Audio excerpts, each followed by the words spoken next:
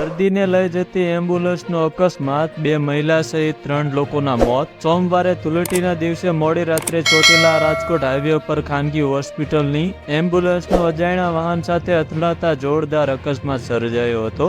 આ અકસ્માતમાં 2 મહિલા સહિત 3 લોકોના મોત થયા છે.